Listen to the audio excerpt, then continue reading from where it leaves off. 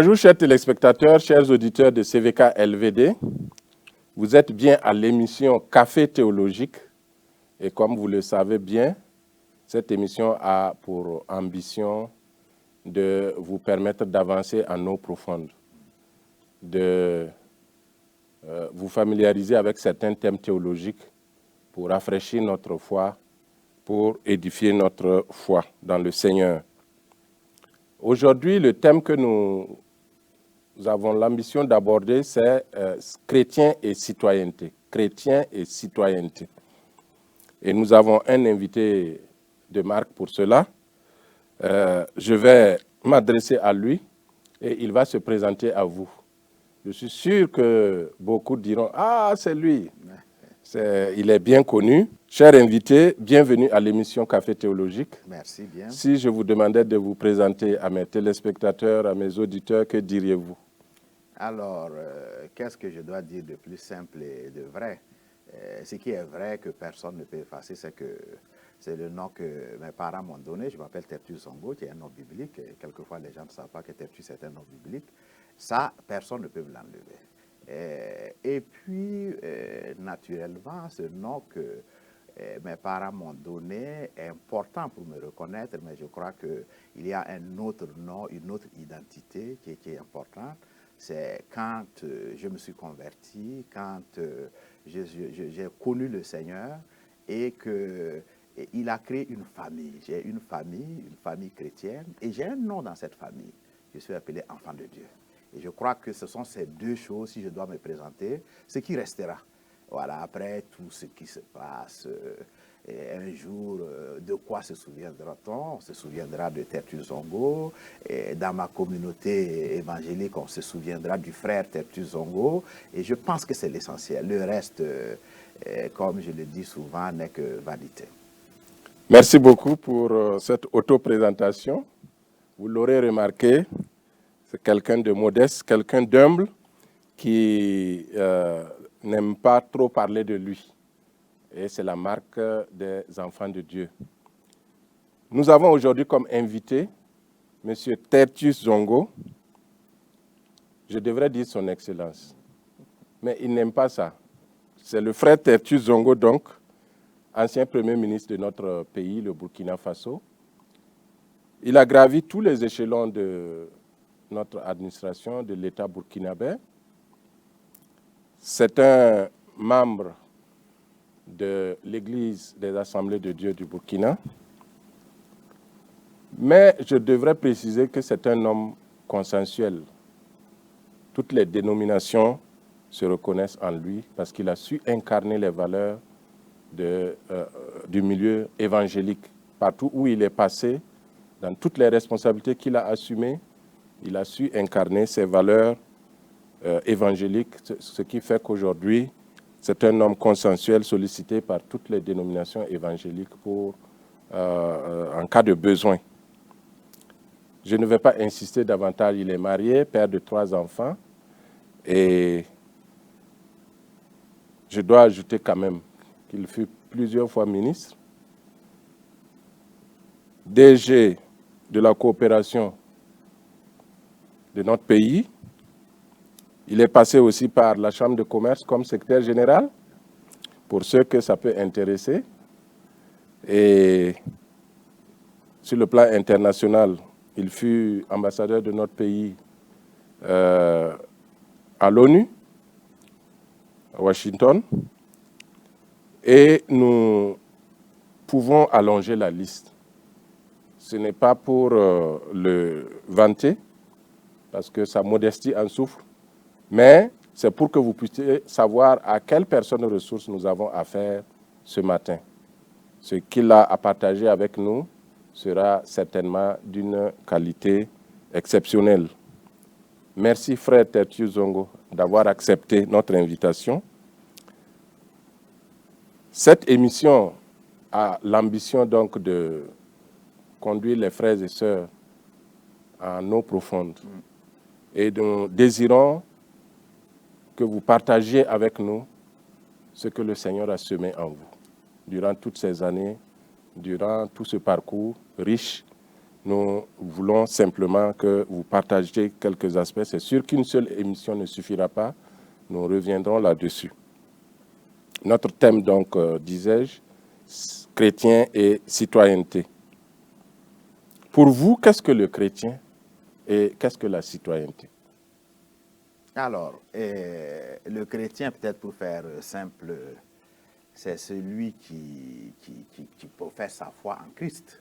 Voilà, il n'y a pas 10 000 manières de définir le chrétien. C'est celui qui base toute sa vie sur Christ. Je crois en lui, tout ce qui m'arrive, il est mon modèle, il m'inspire, ma vie c'est lui. C'est ça le chrétien. Ça, c'est le chrétien. Bon, maintenant, un citoyen, c'est vous et moi, et je crois que c'est ça qui est important. On est citoyen et on est chrétien. Le citoyen, c'est quelqu'un qui est officiellement reconnu comme membre d'un État. C'est pas plus compliqué que ça. Officiellement, on me reconnaît comme burkinabé. Et naturellement, il y a tout un parcours pour arriver à démontrer qu'on est burkinabé. Et parce qu'on me reconnaît comme membre de cet État, il y a un certain nombre de droits et de devoirs qui me sont imposés. C'est très clair. On ne peut pas être citoyen pour rien. Et c'est vraiment ça le point le plus important. Malheureusement, c'est comme le chrétien. Le chrétien a des droits, il a des obligations. Le citoyen a des droits, il a des obligations. Et je crois que c'est un aspect qui doit, en tant que chrétien, nous faire réfléchir. C'est-à-dire, toute vérité est parallèle. On se trompe souvent. Ce qui est dans le monde, on le retrouve en tant que principe dans l'Église, avec cette différence que Dieu est avec nous. C'est très clair. Donc, on ne peut pas vouloir être bon dans le monde et être médiocre à l'Église. Ça ne marche pas. On ne peut pas être un bon citoyen du monde où on accomplit bien son devoir, on accomplit ses obligations, et quand on vient à l'Église, on dit non, Dieu va faire quoi? Non, il faut faire. Et Dieu va peut-être multiplier, va rendre parfait. Donc oui, le chrétien, c'est celui qui professe sa foi en Christ. Le citoyen, c'est celui qui est reconnu membre d'un État. Et à ce titre, il a des droits, il a des obligations. Merci pour cet éclairage. De nombreux passages bibliques affirment que le chrétien est un pèlerin sur la terre, qu'il n'est pas de ce monde. Ouais. Alors, finalement, quel est le statut du chrétien? Est-il citoyen du monde? Alors, non, je crois que ça, c'est une question importante. Et je crois que lorsqu'on veut parler de ces choses, il faut se baser sur la Bible. Sinon, on fait de la philosophie. Et je vois la prière de Jésus pour ses disciples dans l'épître de Jean, au moment où il voulait partir. Et sa prière, il l'adressait au Père, il l'adressait à Dieu. Il disait, je paraphrase, oui, parce qu'à mon âge, on ne retient plus tout. Je leur ai donné ta parole, le monde les a haïs. Comme le monde m'a haï moi aussi. Et Jésus de dire, ce que je te demande, Père, ce n'est pas de les ôter du monde, mais de les préserver du mal. Je crois que c'est très clair. Jésus lui-même a dit à Dieu, je ne veux pas que tu ôtes mes disciples du monde. Ça veut dire que je reconnais leur place dans le monde, mais ce que je ne veux pas, je ne veux pas que dans ce monde-là, ils soient compromis par le mal. Préserve-les du mal. Qu'est-ce que cela veut dire? Cela veut dire de façon très claire que Jésus soulève ici cette tension qui va exister entre la foi chrétienne et les valeurs du monde. C'est très clair. C'est une question de valeur. Maintenant, un citoyen chrétien, qui est citoyen du monde aussi, il doit savoir qu'il y a quand même quelque chose que Jésus a soulevé, qui est une question de valeur. Mais c'est quoi les valeurs du chrétien? C'est quoi les valeurs d'un chrétien? Son modèle qui est Jésus-Christ, quelles étaient ses valeurs? Dieu qu'il suit, quelles étaient les valeurs de Dieu? Qu'est-ce qu'il retrouve en lui comme valeur qu'il défend? Mais c'est quoi les valeurs du monde? Ça, au moins, tout le monde le connaît. Les valeurs du monde, c'est la consommation, c'est la possession. J'ai telle voiture, donc je suis ceci, et je consomme ceci, donc j'ai tel téléphone. Je m'identifie à un outil, à un bien. Mais cet outil ou ce bien auquel je m'identifie, mais dans 2 ans, dans 3 ans, c'est une autre voiture auquel les gens s'identifient. Oui. Est-ce que je peux passer toute ma vie à m'identifier à des choses qui ne sont pas stables, qui ne sont pas fondamentales? Est-ce que ça doit intéresser un chrétien? Ça n'intéresse pas un chrétien. Si un chrétien va dans le monde pour suivre ce type de valeurs, qu'est-ce qu'il communique au monde? Alors que lorsqu'il a une vie qui est basée sur des valeurs chrétiennes, c'est-à-dire des valeurs que la Bible lui enseigne, qui sont beaucoup, qui sont entre autres l'amour. L'amour. Dieu dit que si tu n'aimes pas, tu n'es pas de Dieu. Oui. Parce que lui-même, il est amour. Comment j'aime, ça, c'est quelque chose qui est fondamental et qui va guider mes décisions. Dieu dit qu'il faut être patient. Comment je suis patient? Envers moi, envers les autres. Dieu parle de fidélité. Comment j'exprime la fidélité? Il y a plusieurs valeurs qui sont décrites dans la Bible. Et le chrétien doit comprendre que ces valeurs sont des valeurs fondamentales, qui ne changent jamais. Pas parce que je possède ou je ne possède pas. Non, elles sont intérieures. Et lorsque le chrétien cultive ces valeurs et qu'il vit dans le monde avec les autres, qu'est-ce qu'il fait?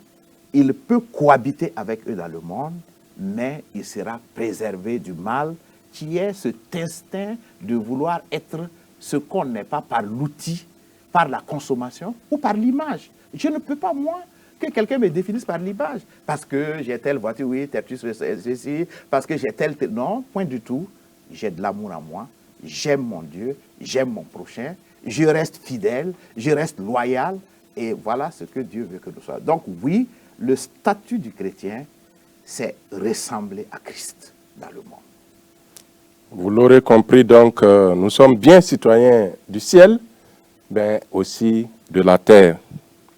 Alors, j'ai envie de dire, Excellence, quelles sont selon vous les implications possibles du double statut du chrétien? Citoyen du ciel, citoyen du monde. Quelles sont ces implications possibles? Non, la double implication, c'est être sel et lumière. C'est ça la double implication. Je suis citoyen du monde, oui, parce que je vis dans le monde. Parce que Jésus lui-même, il n'a pas voulu qu'on crée un truc extraterrestre où les chrétiens planent comme sur des ovnis. Non, vous serez dans ce monde-là. Et parce que vous êtes dans ce monde, vous devez être sel et lumière. C'est ça, la double implication. Parce que si nous regardons la vie de Jésus et l'exemple qu'il nous donne, Jésus était citoyen du monde. Mais qu'est-ce qu'il a fait? Par son exemple, il a amené des gens à comprendre qu'il y avait un statut qui était meilleur. Vous ne pouvez pas amener quelqu'un à Christ si vous n'avez pas pu gagner la personne. Mais vous gagnez la personne comment?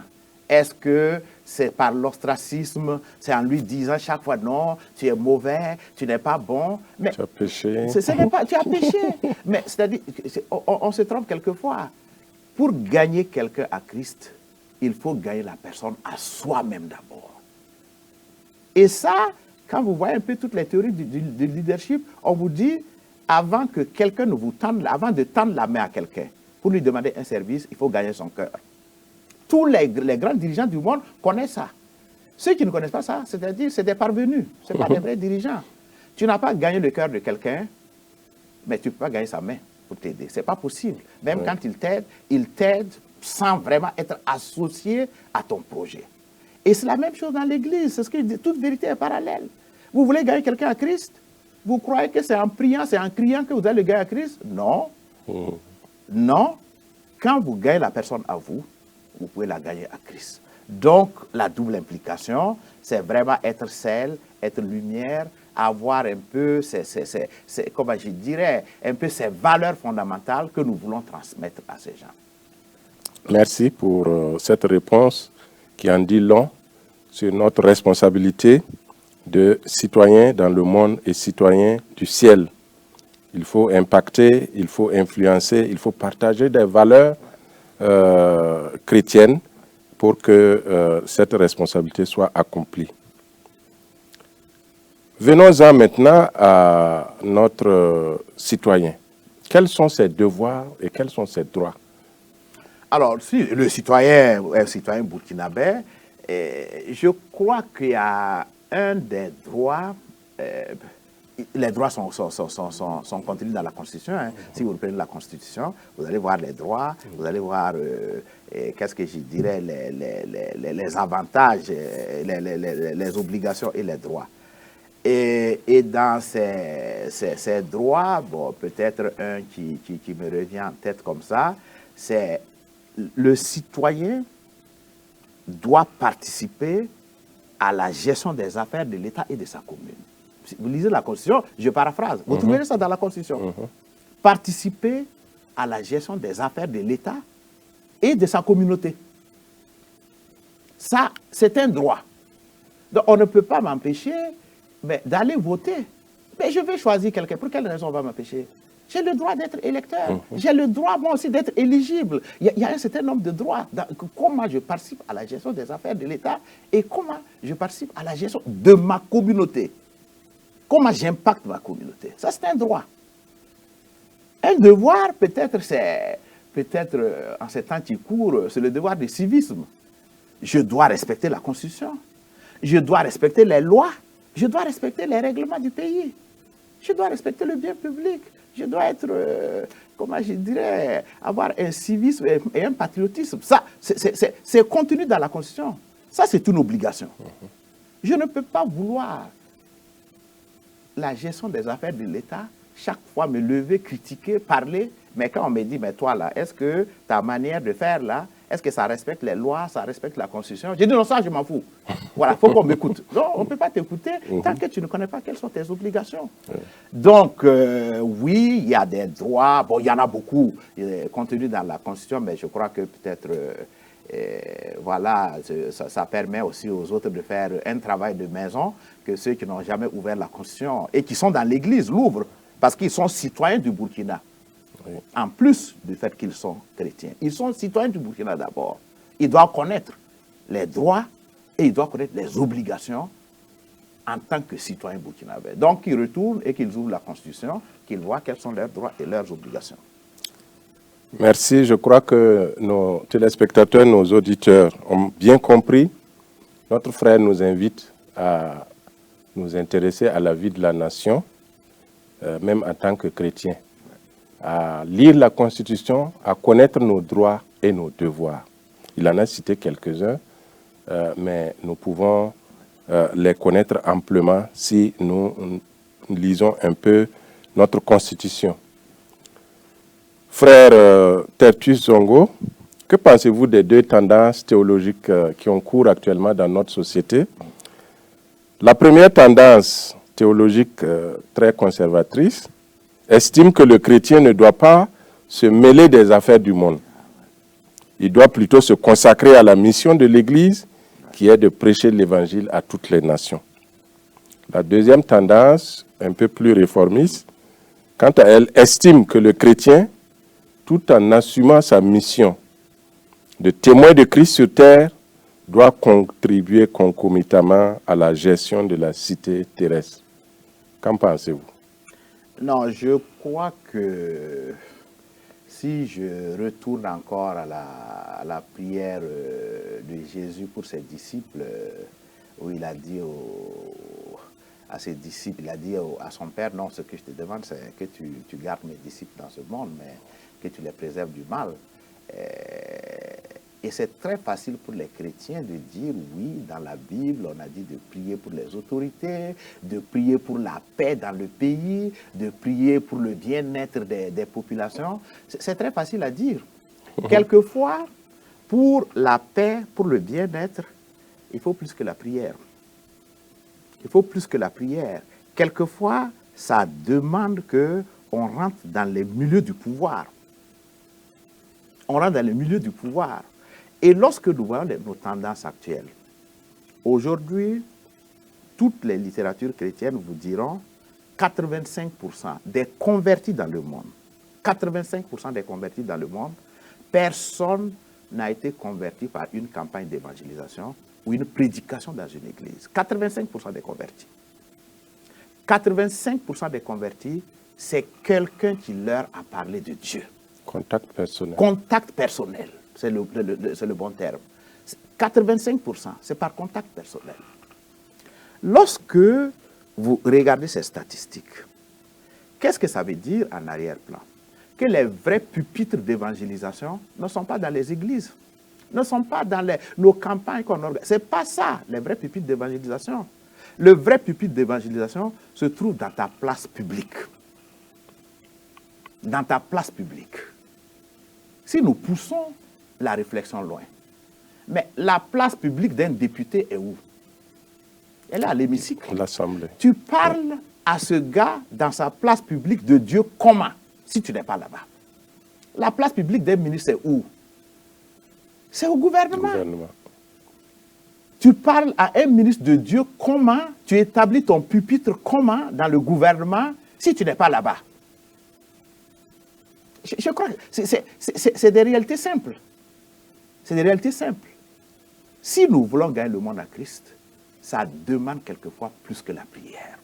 Ça demande que le chrétien entre dans le milieu du pouvoir. Mais il entre avec une mission claire.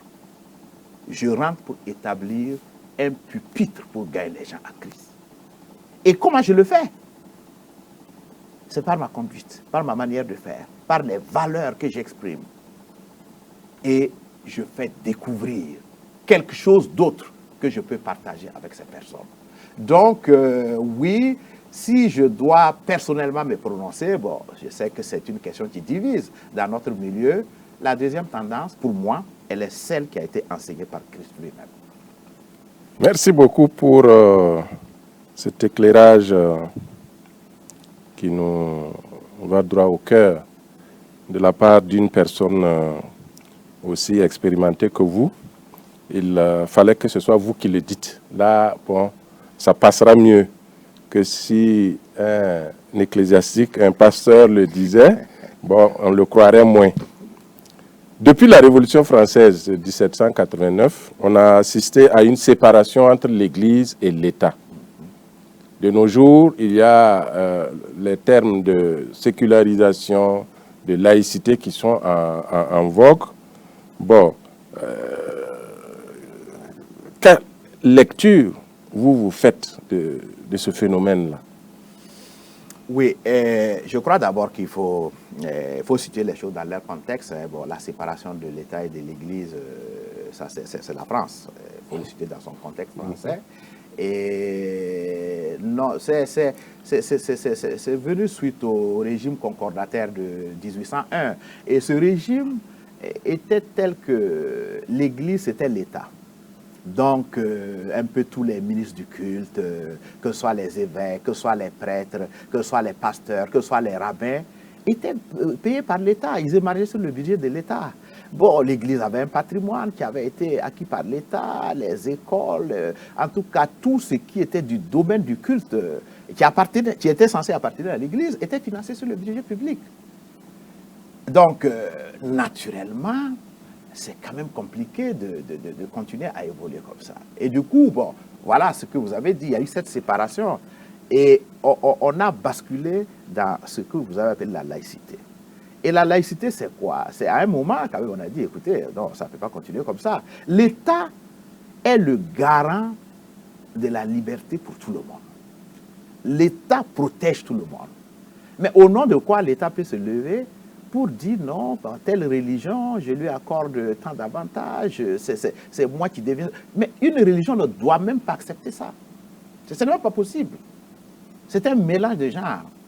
Donc, du coup, on est arrivé à cette laïcité qui est que l'État dit, moi, je donne un certain nombre de principes. C'est très clair, c'est personnel, la foi, c'est personnel. Donc, je vais garantir à chacun la liberté de conscience. Premier principe. Tu veux croire, c'est ton problème, tu crois. Si demain, tu crois que cette religion dans laquelle tu es là, tu as mal choisi, tu changes. Personne ne doit t'empêcher, ni l'État, ni personne. Tu changes. Si après demain, tu dis non, tout ça là même, tu es fatigué, tu ne veux plus rien, tu veux croire en toi seul, mais c'est ton problème. Tant que ce que tu fais ne dérange pas l'ordre public, l'État doit garantir cette liberté de conscience. Donc, l'État n'apparaît plus comme soutenant une religion. Non, là, il faut qu'on fasse attention. Une religion ne va pas au ciel. Une religion, on ne trouvera aucune religion au paradis. On trouvera des hommes au paradis. Donc, la religion n'est qu'une coquille. Ce qui est important, c'est l'individu que Dieu a créé, en qui il a mis une liberté d'accepter la vie ou d'accepter la mort, de reconnaître qu'il est un être qui a été créé par Dieu et qui doit obéir à Dieu, ou un être qui se rébelle, qui dit, non, écoutez, toi, Dieu, reste à ta place, moi, je n'ai pas besoin de toi. Mais cette liberté, Dieu l'a donnée aux gens. Pourquoi l'État va se lever pour dire, non, cette liberté que Dieu a donnée à la création, moi, je formalise ça autrement, je dis non, je soutiens telle église et pas telle autre église. La religion, c'est une coquille. Donc, la laïcité, c'est pour revenir un peu sur cette dérive. La liberté de conscience individuelle. Je crois, je ne crois pas, l'État doit me garantir cette liberté. Deuxièmement, ce n'est pas parce que l'État me garantit cette liberté qu'il ne peut pas y avoir de dérive. Il faut qu'il y ait une égalité de tous devant la loi. Ce n'est pas parce que je suis chrétien que l'État va me traiter différemment ou parce que l'autre est de telle croyance que l'État va le traiter différemment. Il faut que tout le monde soit traité de la même manière. Il faut qu'il y ait cette égalité. Parce que je suis libre de croire, mais je ne peux pas, parce qu'on me dit que je suis libre de croire, me rendre compte que finalement, d'autres qui croient à autre chose, ils sont favorisés. L'État les favorise plus que moi. Ça ne peut pas se faire. Et puis, il y a quand même un troisième principe qui est chrétien et toutes les religions prennent ce principe. C'est comment nous mettons l'intérêt général au devant. Parce qu'il ne faut pas que dans cette liberté, on oublie qu'on est une nation. On oublie qu'on est une nation. Donc, il y a ce principe de l'intérêt général qui est important dans la laïcité. Comment tout ce que je fais concourt à créer un mieux vivre ensemble, concourt à faire de mon pays quelque chose où il fait encore bon vivre. L'intérêt général est un des principes de la laïcité. Donc, non à un État qui accompagne une religion, parce que la religion ne va pas au ciel, c'est l'individu qui va au ciel, qui est condamné ou qui est accepté. Donc, il faut garantir la liberté à l'individu. Ensuite, il faut l'égalité devant ce que l'État fait, qu'il n'y ait pas, comment je dirais, des traitements inégalitaires, mais il faut que nous tous, quand bien même nous sommes inscrits dans cette tendance de liberté, qu'on sache que nous devons travailler ensemble et c'est l'intérêt général qui nous permet d'avoir une boussole pour travailler ensemble. Oui, je crois que la laïcité, il faut encore vraiment l'expliquer, mais c'est la chose qui convient mieux à nos sociétés et qui même, lorsqu'on regarde un peu dans les passages bibliques ou d'autres livres révélés, c'est vraiment la tendance qui doit être, comment je dirais, promue. Alors, certains théologiens estiment que que ce soit la laïcité ou la sécularisation, sont des concepts aujourd'hui qui ont tendance à chasser Dieu de notre société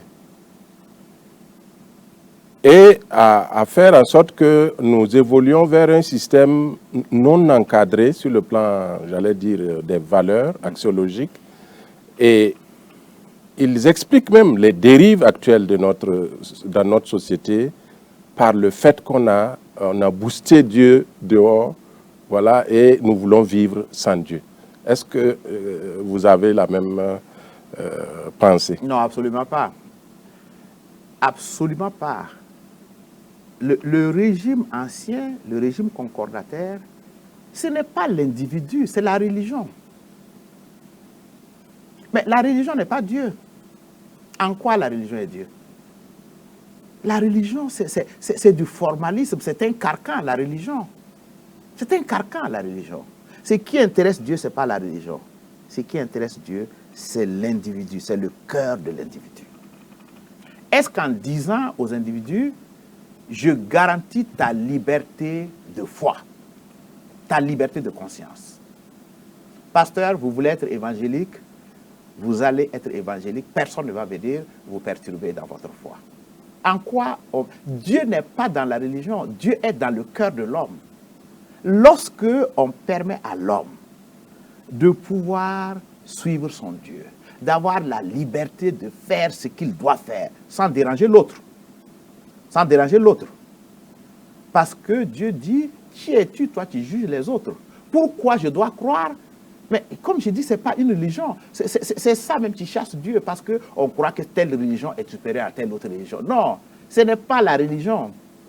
C'est le message de Dieu pour chacun. C'est ce message. C'est ça qui est important. Ce n'est pas la religion qui est importante. Il faut que même dans nos sociétés, qu'on commence à le comprendre, que chacun, lorsqu'il veut agir, c'est vrai, la religion permet d'avoir une communauté. Mais Dieu ne va pas venir enlever une communauté. C'est biblique. On dit, tu seras couché avec ta femme, Dieu te prend, il laisse ta femme, il prend ta femme, il te laisse. Vous partez à l'église ensemble, non? Le matin, quelquefois, les dimanches, vous chamaillez même pour partir à l'église. Mais le jour-là, il ne vous prend pas tous les deux. Il prend un, il laisse l'autre. Ou bien il prend le second, il laisse le premier. Où est ce problème de la laïcité? Maintenant, la laïcité demande à l'État d'avoir une vraie neutralité. Est-ce que, quelquefois, dans certains faits de l'État, on n'arrive pas à avoir un poids, deux mesures? Sinon, dans sa conception, je crois que la laïcité n'a pas chassé Dieu. La laïcité a chassé la religion qui se prenait pour Dieu et a replacé l'homme au cœur de la foi. Merci pour cet excellent exposé qui nous éclaire davantage. Nous restons sur la même lancée. Est-ce que vous voulez nous dire que le citoyen chrétien peut vivre en harmonie avec toutes les communautés et dans une ambiance voilà, de marche ensemble, de gouvernance, cette ambiance, cette harmonie-là, sans être perturbé? Non, c'est-à-dire, bon, vous êtes pasteur, vous connaissez bien les versets bibliques, mais un verset qui vient. Dieu dit que si tout dépendait de moi, la seule chose qu'on doit trouver à moi, c'est que je sois en paix avec tout le monde. C'est biblique. Je dois être en paix. Il n'a pas dit tu dois être en paix avec les évangéliques. Je dois être en paix avec tout le monde.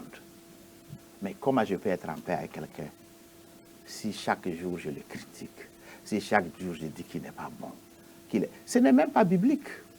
Et comme je l'ai dit, tu ne peux pas gagner quelqu'un à Dieu si tu ne l'as pas gagné à toi. Les gens ne veulent pas payer le prix. Jésus, qui était Dieu, il a accepté de payer le prix. Mais nous, on ne veut pas payer le prix des ignominies. On ne veut pas payer le prix de la critique. On ne veut pas payer le prix de l'insomnie. On ne peut... Non.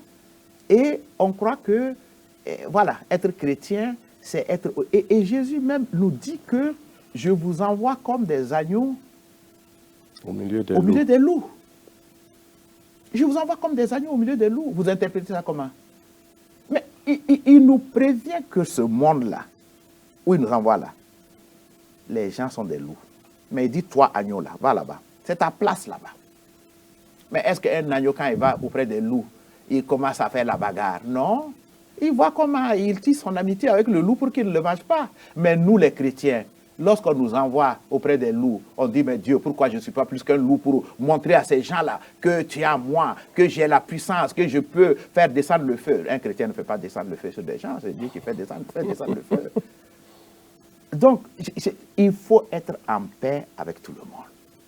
Donc, avoir des, comment je dirais, des présupposés sur les gens. Non, un tel est de tel milieu, donc vraiment pour moi il est mauvais. Mais Dieu a dit qu'il n'est pas venu sur la terre pour les bien portants. Est-ce qu'un docteur s'occupe des gens qui se portent bien? Si tout le monde était bon, notre place serait où? Notre place serait où? Donc, il faut être en paix avec tout le monde. Il faut avoir cette attitude d'avoir les gens pour nous. Ça coûte quelque chose. Mais la Bible nous dit que si une seule âme se convertit, il y a de la joie au ciel. Si je dois passer toute ma vie pour subir les moqueries, comment je dirais, les brimades de quelqu'un, et je mets de la glace sur mon cœur, je le suis pendant des années, jusqu'à ce qu'il se rende compte que ce qu'il veut plutôt, c'est me ressembler, mais j'aurais fait plus que crier sur tous les toits que je suis chrétien. Oui, le chrétien, pour être un bon citoyen, doit supporter, il doit être conscient de sa mission dans la communauté. Il ne doit pas rougir à tout bout de champ, il doit cultiver les valeurs que Christ nous a laissées et pouvoir jouer pleinement son rôle dans la société. Le chrétien et la politique, oui ou non? Et pourquoi? Moi, si c'est moi, je dis oui. Par rapport à tout ce que je vous ai développé, ben, si vous voulez être au Parlement pour dresser votre pupitre là-bas, je ne sais pas comment vous rentrez au Parlement si vous n'avez pas fait la politique. Mais lorsque nous regardons, toutes ces questions ont été traitées par la Bible. Jésus a traité toutes ces questions. Ouais, quand au dernier moment de Jésus, lorsqu'il était avec ses disciples, et l'évangéliste dans Actes nous rapporte une scène entre Jésus et ses disciples. Lorsque Jésus leur a dit, bientôt vous allez recevoir le Saint-Esprit. Quelle a été la réponse des disciples? Ah oui, c'est en ce moment que tu vas rétablir le royaume d'Israël. C'était ça la réponse des disciples. Ah, vous allez recevoir le Saint-Esprit.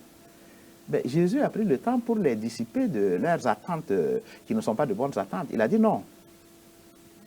Quand vous allez recevoir le Saint-Esprit, ce n'est pas que je vais rétablir le royaume d'Israël, mais je vous donne une nouvelle mission. Vous serez mes témoins. Donc, entrer en politique, on y va pourquoi? Est-ce qu'on a une mission? Est-ce que Dieu vous a dit ce que vous allez aller faire dans ce milieu-là? Sinon, nous avons toutes les attentes comme les disciples. C'est un pouvoir terrestre qui nous intéresse. Mais quand bien même ça ressemble à un pouvoir terrestre, Dieu t'envoie pour une mission, être un témoin. Mais Jésus a pris le temps de leur dire, attention, cette mission à laquelle je vous envoie, vous ne pouvez l'accomplir que lorsque vous aurez reçu le Saint-Esprit. Lorsque vous aurez reçu le Saint-Esprit. Mais quand un chrétien se lève, il s'engage en politique, il est mu par quoi? Il a reçu quoi? Il a quelle mission? Il a quel message? Lorsqu'il ne l'a pas, quand il va, il devient comme tout le monde là-bas.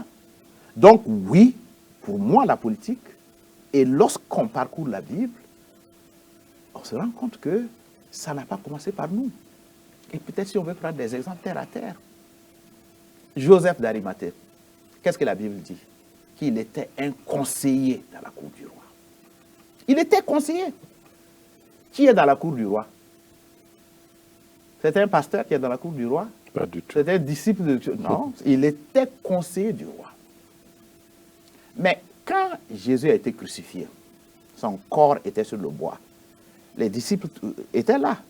Ils tournaient, ils se cachaient. Mais quand vous lisez l'Ancien Testament, la manière dont il va mourir, comment il sera enterré, comment il sera traité, c'est décrit dans l'Ancien Testament. On a dit que ses os ne seront pas brisés. Il sera embaumé. Mais il est sur le bois. Qui va aller pour prendre son corps? Personne. C'est ce Joseph-là. Il allait voir le roi. Il allait le voir parce qu'il était conseiller à la cour, parce qu'il avait une fonction politique. C'est ça qui a fait qu'il a eu accès au roi. Il a dit, roi, je vais aller prendre le corps là. Il lui a dit, va prendre le corps. Si Jésus était resté des heures, on lui aurait brisé les pieds, comme on brisait les pieds de tous les prisonniers. Oui. On lui aurait brisé les pieds. Et à côté de lui, c'est-à-dire, vous pouvez voir comment des gens qui sont en politique, Dieu les utilise à un moment où ceux qui sont appelés à être ses ministres ont perdu leur latin, ne peuvent plus avancer, c'est ces gens-là. Parce qu'ils ont gardé leur foi, parce qu'ils ont su. Et c'était un risque que Joseph prenait. Il s'est dit, ce risque-là, il est plus payant pour moi que mon silence. Mais qu'est-ce que le politicien qui est dans le monde, lorsqu'il voit les affaires de son Père, Dieu, quelle position il prend pour rendre gloire à Dieu? Joseph a pu frustrer Satan. Satan était très content quand on a tué Jésus. Il a dit, ah oui, toi, voilà, tu parlais là, tu voilà, ici.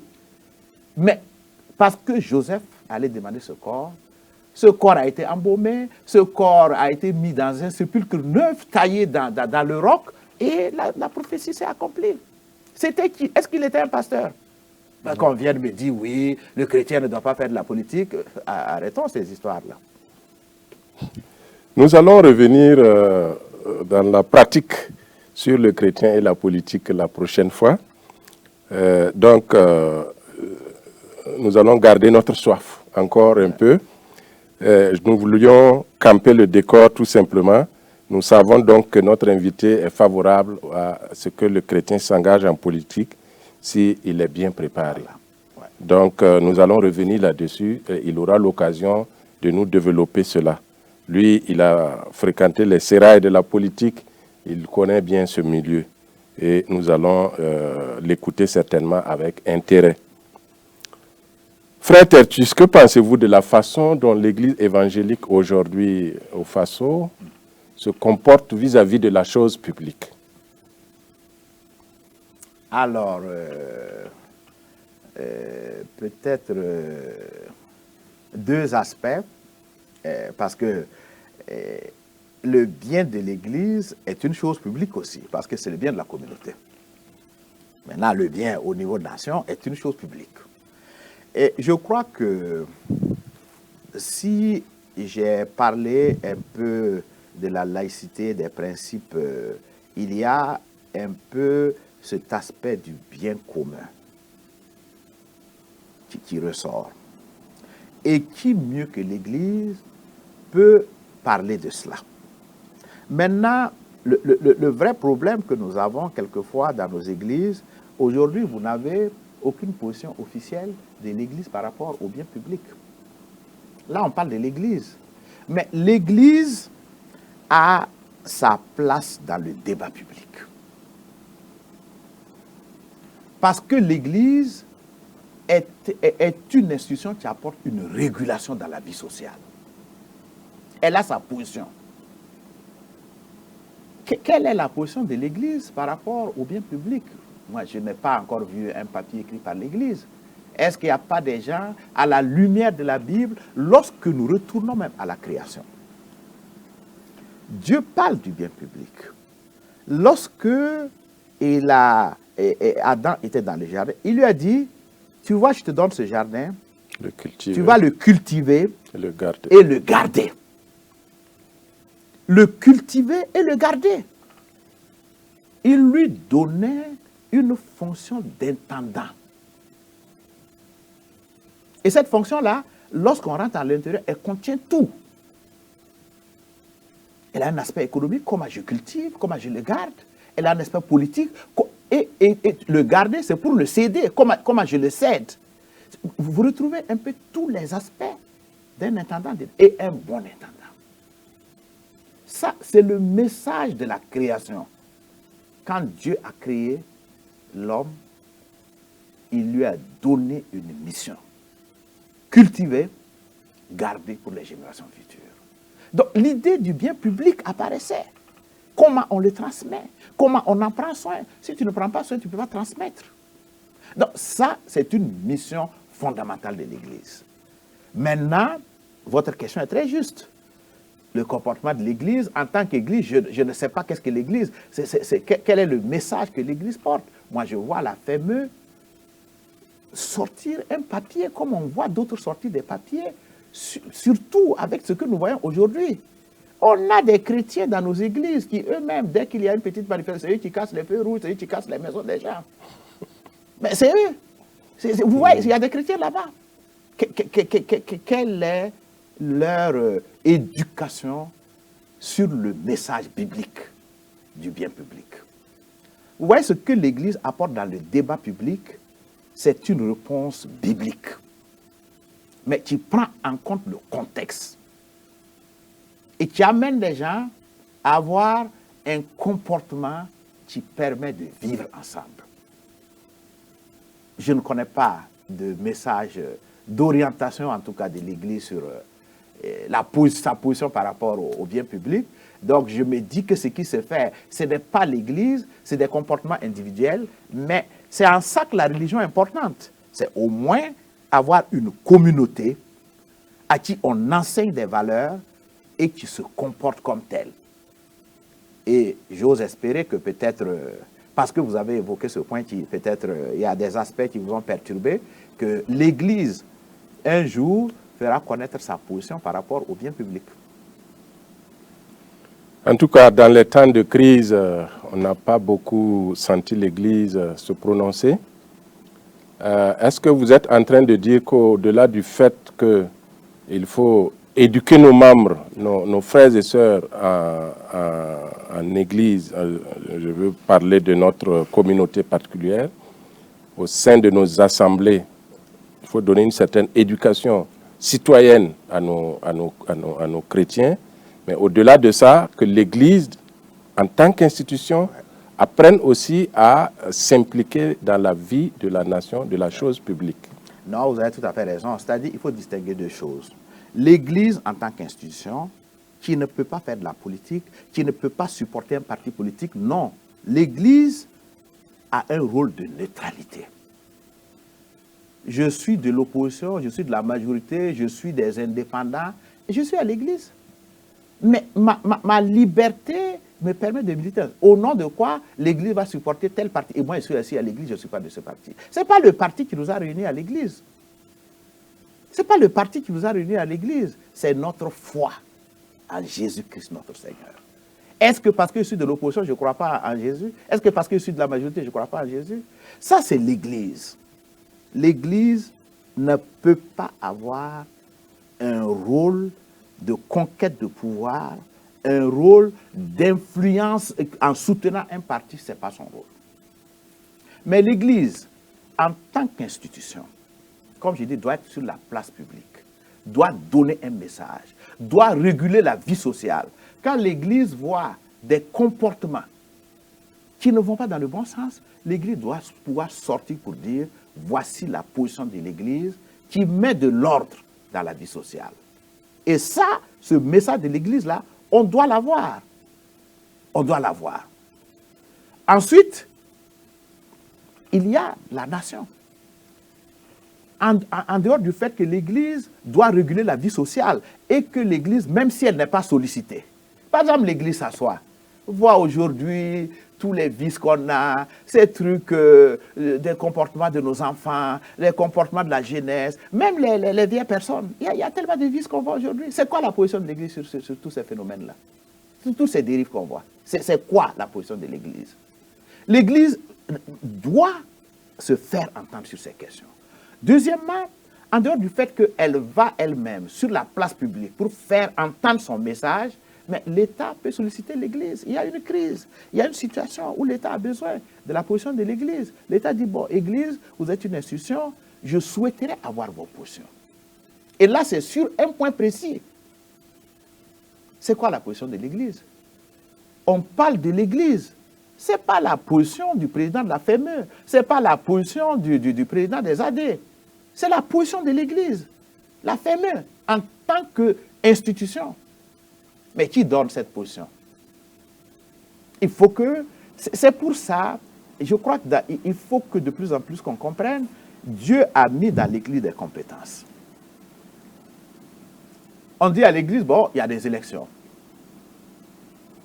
On veut avoir un peu votre contribution et tout. Mais si vous regardez dans l'Église, vous avez plein de gens qui sont des constitutionnalistes, qui sont des magistrats, qui sont vraiment des hommes de droit. Vous en avez qui ont fait la politique. Mais quel est leur avis quand vous avez l'Église qui se prononce sur une question comme les élections? C'est quoi leur avis? Non, l'Église est riche de ses membres. L'Église n'est pas riche de ses pasteurs. Non, l'Église est riche de ses membres et le pasteur est membre de l'Église. Il est d'abord membre avant d'être pasteur, parce que c'est une communauté. C'est un même corps. Il est membre de ce corps-là. Donc, ce que vous avez dit est juste, mais il faut le voir en deux aspects. L'Église doit sortir sur la place publique face à des phénomènes, même quand le gouvernement ne lui demande pas de se prononcer, elle doit se prononcer pour dire sa position. On parle d'homosexualité. C'est quoi la position de l'Église sur ces phénomènes nouveaux? Qu'est-ce que l'Église dit de ça? Est-ce qu'on va attendre que l'État appelle l'Église pour que l'Église dise sa position sur ces questions-là? Non, on n'a pas besoin que l'État appelle l'Église. L'Église doit avoir une position là-dessus. Maintenant, l'État peut appeler l'Église pour dire, écoutez, je vois qu'actuellement, il y a tellement de dérives, je veux que vous m'aidiez sur tel point. C'est une demande précise. Comment l'Église la traite et comment elle donne son point de vue. Donc, il y a les deux aspects sur lesquels l'Église doit se faire entendre sur la place publique en tant qu'Église, pas en tant que responsable d'une structure de l'Église. Merci beaucoup. Je crois que la prochaine émission sera encore plus intéressante. Il y a des aspects que vous avez abordés.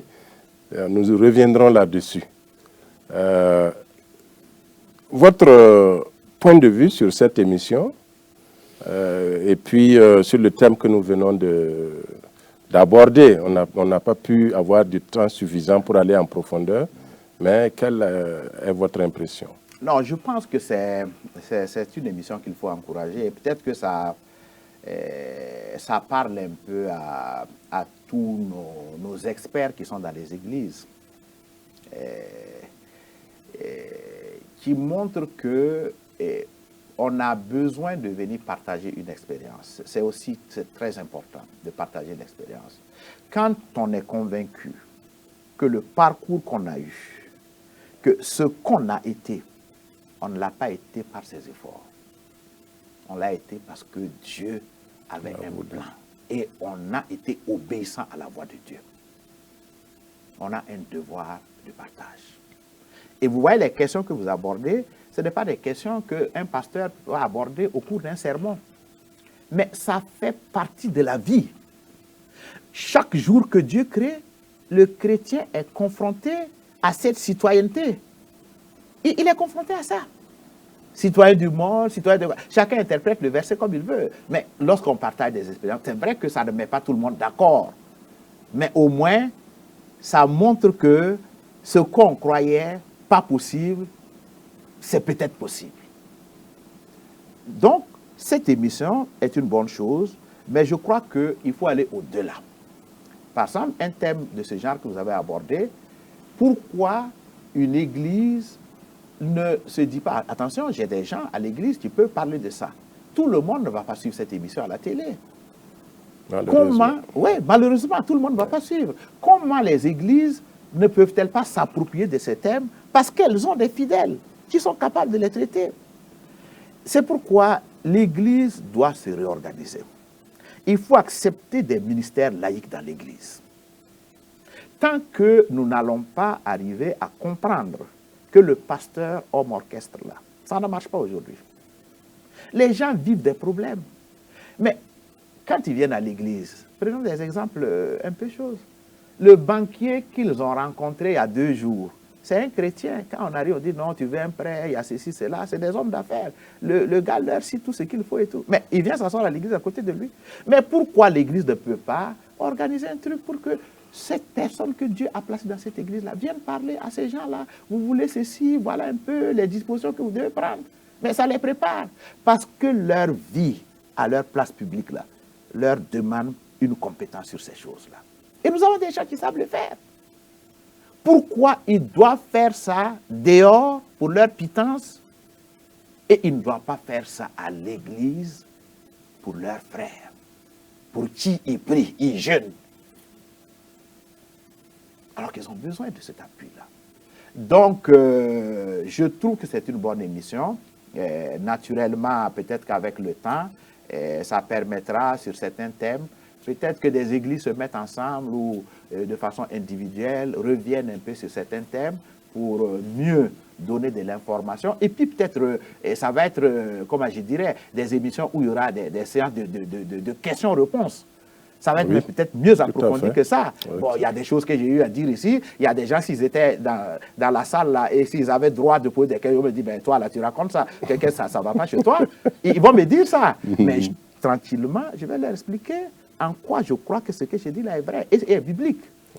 Et on aura, et plus on a des interactions, plus on se découvre. Est-ce que vous êtes dans l'église, quelquefois on s'assoit, mais chacun, comment je dirais, n'accepte pas tellement l'autre. Il dit, ah oui, mais lui là, vraiment, c'est vrai qu'il vient à l'église, mais ce que je connais de lui là, c'est pas bon. Mais c'est quoi, tu n'es pas bon? Parle, tu verras qui il est.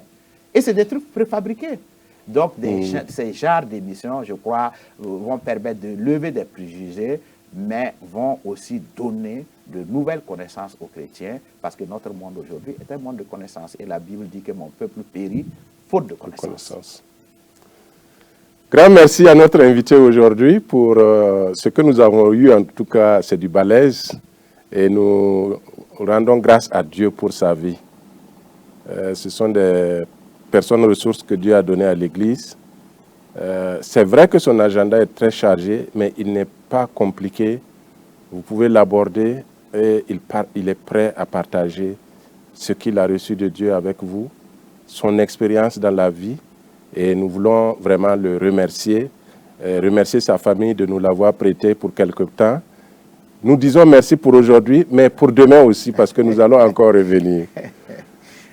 Frères et sœurs en Christ, chers téléspectateurs, chers auditeurs, nous sommes à la fin de notre émission. Nous vous disons merci et ne manquez pas, surtout à la prochaine émission que nous aurons encore avec notre frère. Il n'aime pas qu'on dise son excellence, quand bien même il a droit à ce titre en tant que citoyen. Que Dieu le bénisse, que Dieu vous bénisse et à la prochaine.